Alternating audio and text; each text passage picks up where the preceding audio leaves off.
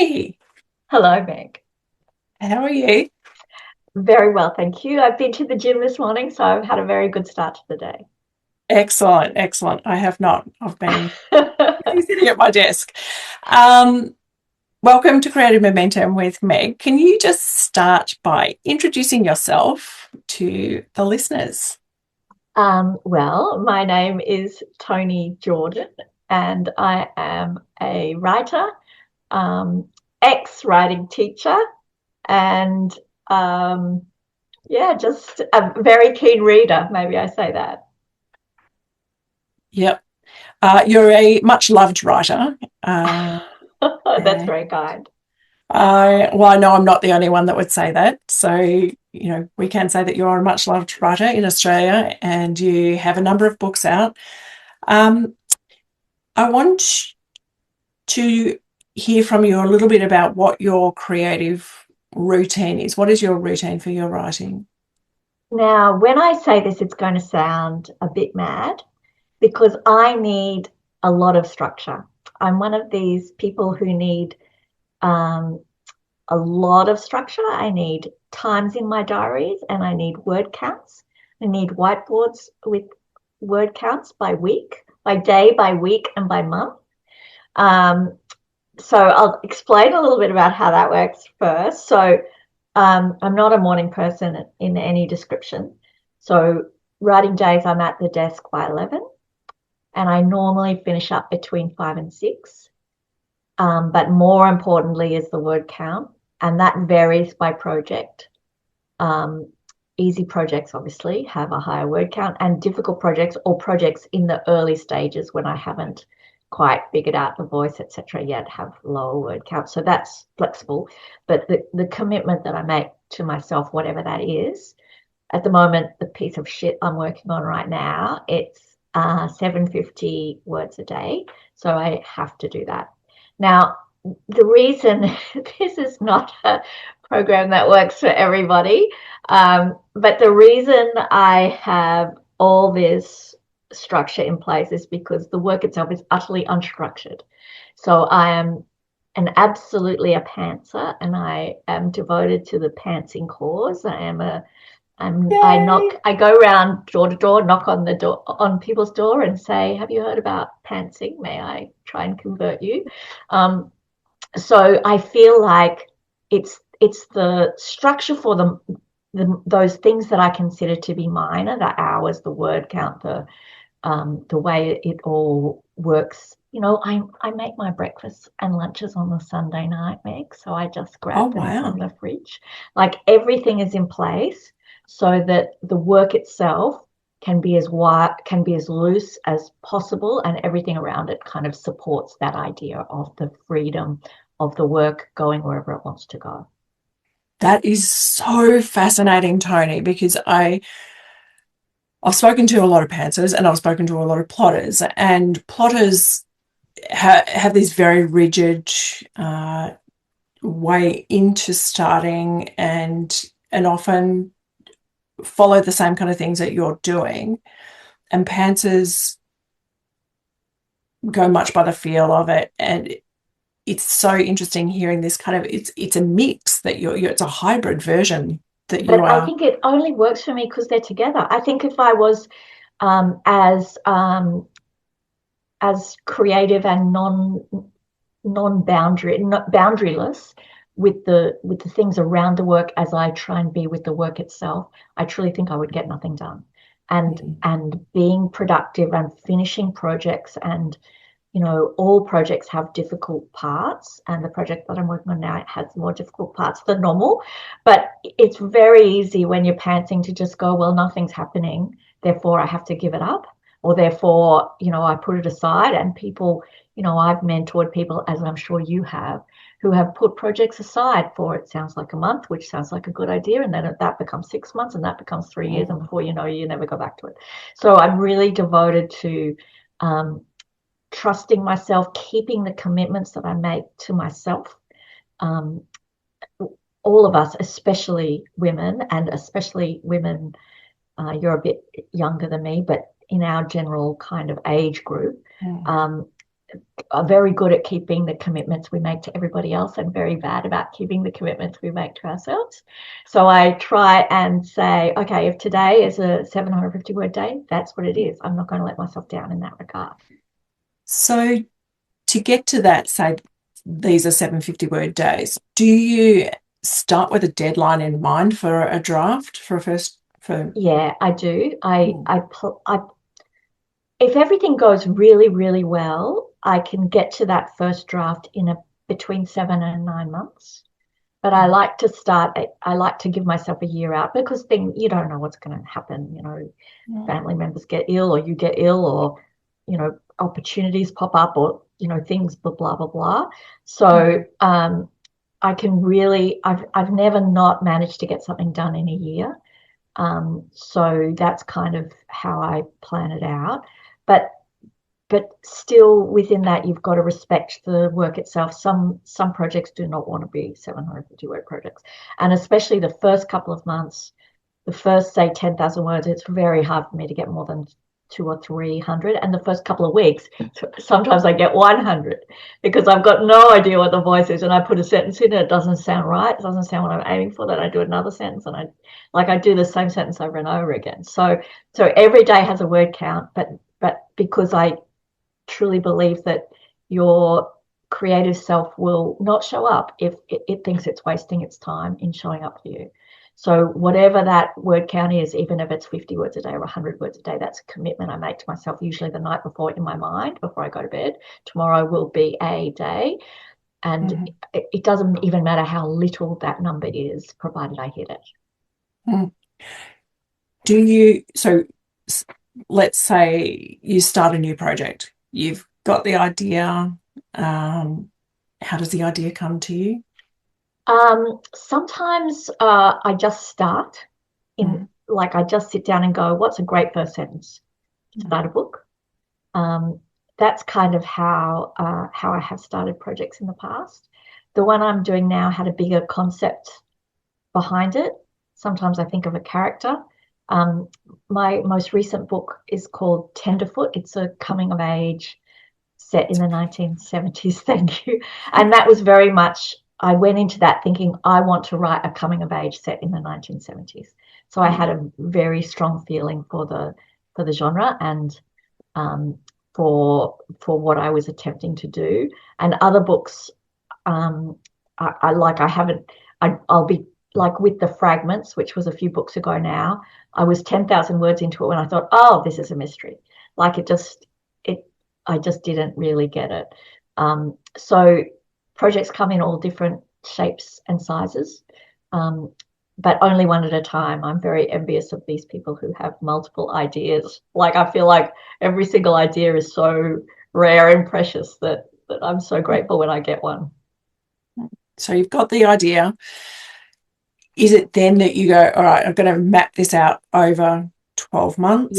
Yeah. So I have my paper diary Yeah, with I love my it. little coloured in blocks. I know this sounds so ridiculous. Oh no, I have a diary with coloured in blocks. I get it. But I have the whiteboard with all the word counts break it all down by weeks, and what I have to do. But I try not to, like, I get that kind of out as a rough draft, but again I let the project dictate how many words a day it is.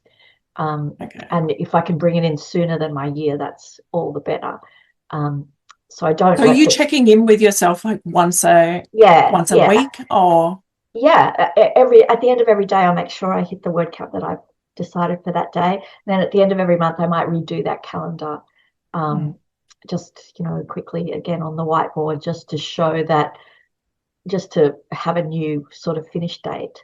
And then at the end of the first draft, it's really ideal if I can have a month away from it, before I come back and attack the second draft. I love that so much. Oh, I know it sounds so ridiculous.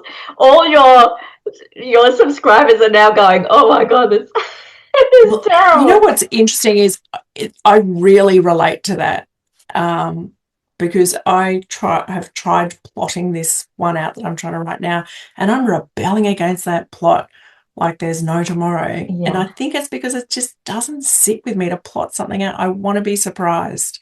I And need to be surprised. That's yeah. part of the reason that I do work such long hours and I do sit at the desk so many days because I truly want to know what happens next. Like I want to see how I'm going to get myself out of this, how the characters are going to get themselves out of Mm. this. Like I just don't know what happened. And that moment, which happens, halfway through or a third of the way through, where you sort of start to see the ending appearing out of the mist, you go, oh my goodness, it's so fulfilling. Yes, yes. And I do wonder if those poor plotters out there don't get to have that same Yeah, feeling yeah. as they get towards the end. I find the whole, I started writing my first novel in 2004, and Edition. yeah, edition, and I still find the process, like certainly I have bad days where I, you know, just last week I had this day where I switched off the computer and went outside, and I said to Robbie, my husband, this is the worst book ever written. And he said, okay, so seeing as you say that every time, then everything is going according to plan. So I certainly have bad days, but it's like doing an incredibly complex cryptic crossword puzzle or something. You stare at it and you stare at it, and then when you get something, you work something out. It's just the greatest feeling. Mm-hmm. I remember hearing you, maybe it was a historical novel conference up in Parramatta. You said we're talking about the getting started with a new one that you you teach your brain the discipline that it has to turn up to do the Yeah, work. yeah. Can you talk about that a little bit? Yeah, so this sounds really strange, but when you first tell it, I couldn't remember how I explained it then, so I'm going to tell you the same story again. I hope you don't mind. But when you first said it, so I've played around for a while, right? I've had 100 word days or 200 word days or whatever, and it's time to scale it up, right? I feel like I've got the voice, got a rough idea of where this is going, who these people are. Okay, it's time to scale it up. So let's do that. And then my brain will go, great, we've got all day to do 750 words. We'll just have a quick look at Instagram first, just to just to see what's happening. And I'll go, okay, yeah, that's fine. It's 11 o'clock. We've got till 6, plenty of time to do 750 words in a waste. And so we do that. And then I go, okay, so now it's time to get to those 750 words. And my unconscious mind goes, if we had a coffee, it would really help enormously. And seeing as we're standing up to have a coffee, let's just throw in that load of washing that's been sitting there for a while. And so we'll go downstairs and we'll do that. And then, oh my goodness, there's book mail. I wonder who has sent me a book and what it is. And then this goes on, right? So the end of the first day, typically, I will have 300 words, say, of my 750. That was the goal. And at 6 o'clock, my unconscious mind says to me, okay, so that was the first day we scaled up from 100. We got to 300 or 400, whatever it is. Just fantastic effort. Like, we'll come back and we'll do better tomorrow. And then I have to go, we said 750, and that means 750. And my unconscious mind goes, are you joking? It's like 6 o'clock. We're going to have dinner and, watch Bridgerton. And I'm like, no, there's 750 means 750. So I have sat here at this desk 7 o'clock, 9 o'clock, 11 o'clock, 2 in the morning, 4 in the morning, Meg. I have sat here when my husband, the early rising, but like goes out on his bicycle, is getting up and going, oh my God, are you still there? But you only have to do that once. If you do that once, the next day when you sit down and say to your unconscious mind, right, 750 word day, it goes, okay, we're serious. She's serious. She means it. Let's get it. You only have to do that once. And Yeah. it's like, you know that I'm very fond of dogs, and that my alternate life, had I have lived my childhood dream, would be a dog trainer. And I see my creative unconscious mind very much like a puppy. Mm. And I do not believe in, of course, being cruel to puppies. I would never say 2,000 words, or I would never say I would never be unreasonable or cruel or mean to a puppy. But you have to have expectations and be a little bit firm and loving but firm and redirect them when you need them to do what you want to do. So I think, and once your unconscious mind feels safe with you, it knows you're not fucking around and you are going to keep the promises that you are making. It will show up for you. Is it like training a new puppy each new project? Sometimes it depends on the amount of time between it. Yeah, certainly this time I had a bit of a gap between the end of Tenderfoot and the work I'm doing now. Certainly I had to retrain it, absolutely, because I got extremely relaxed in the interim, extremely lying around, not doing much. But then you got to get back on the horse, and that's it. That was it. Yeah. So in this case, yes, I had to retrain it for this project because I lost a bit of discipline in between. Is there anything else about your creative process for your writing? Are there certain books that you focus on while you're I writing? can't read outside of the voice. So I can the work I'm doing now is third person present tense. So everything that I read on a work day, like on weekends, it doesn't matter so much because your brain is sort of rinses itself overnight. But if I'm going to read like for an hour before I start, which I sometimes do, sometimes I wake up and read for an hour first thing in the morning, it's got to be third person present tense. If I start to read a different tense or a different point of view from what I'm trying to do, the day becomes incrementally more difficult because I've lost the flow of those, of the world of those sentences. I think a lot of what people call writer's block is when you lose the rhythm of a sentence, the rhythm of the sentence you're working in, and that's a particular danger to me. So if it's on a day that I'm working or around close to when I'm trying to get some words on the page, I've got to read it in the same tense and the same point of view as what I'm working in. But let me tell you one more thing, that there are easy days, of course, at the desk where those words come easily, and there are difficult days when those words come very hard. But at the end of that first draft, you cannot tell which day is which. You cannot tell by looking at the prose. Obviously, this was done on an easy day. Obviously, this was done in a harder day. That's about how your mind and to a lesser extent your body, but certainly to some extent your body is responding to the demands you're making of it. It's not about the product. When you do lose the rhythm, say, reading out of that voice or whatever has kind of pushed you out, do you have ways back into it? What do you have tricks that you use for yourself? Sometimes I will go for a walk with an audio book that's in the right voice.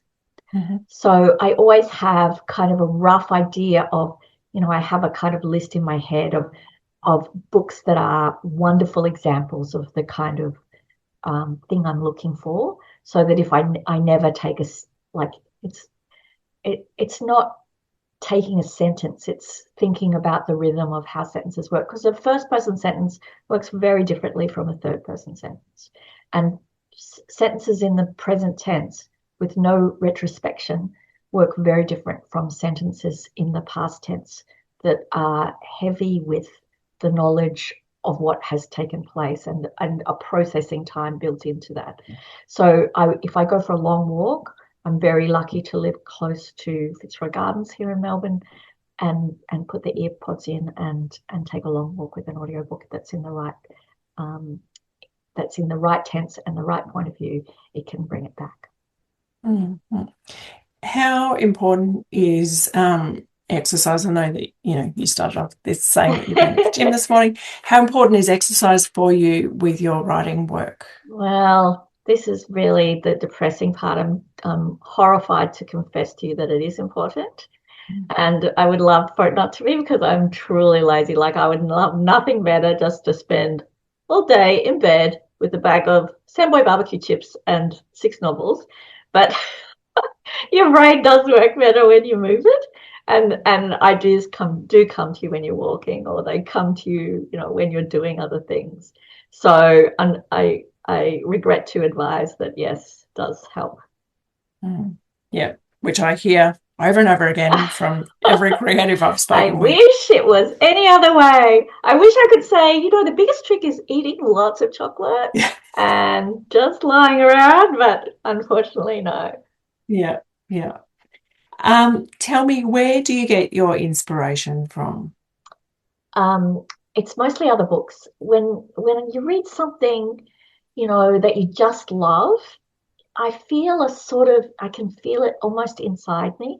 And it's like it's an excitement, and it's also like an envy for something that I don't know that I could ever manage. You get this feeling for, oh my God. And that's the kind of thing that inspires you.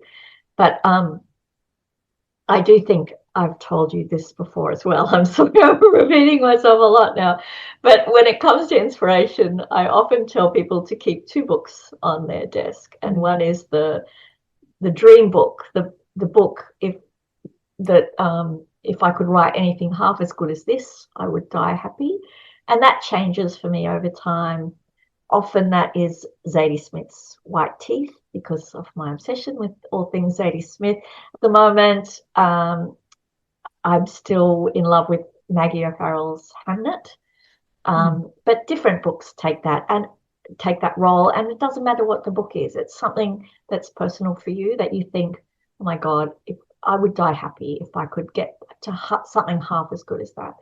And the other book to keep on your desk is something that is published and well published to an amount of acclaim or an amount of success, but you think this is a piece of shit. And because we all have books like that, we Mm. books that are published and well published or well reviewed or successful on whatever level it is, but there's something about that book that makes you go, I just cannot fucking stand that book. And somewhere between those two ideals are you. Like you are probably better than that one that you think is dreadful, probably not as good as the one that you think is perfect, but there's space for in the middle of those for you. And I think that's a really hopeful way to look at writing. I love that so much. In fact, I quoted it yesterday to someone like, this is the Toni Jordan thing. So yeah, it is a really good way to kind of keep yourself alive because this writer was telling me that she felt depressed because she'd read this amazing book and I cited that. But also that thing of, you're reading a book that has been polished and edited and Absolutely it's gone right. through the ringer and it's often not the author's first book as well. I So also do going, an exercise in class that I think I've probably done with you, Meg, where I bring my first chapter from my first draft of my first book and I yes, you hand it did. out to the class. Yeah. And and then then I also hand out a photocopy of the finished copy, and I get everybody in that class to mark it up by hand. So you can see yourself with your hand the difference in every single sentence, Mhm. because I just don't think people realize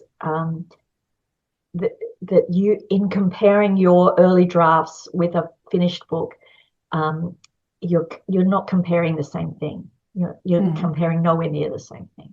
Mm.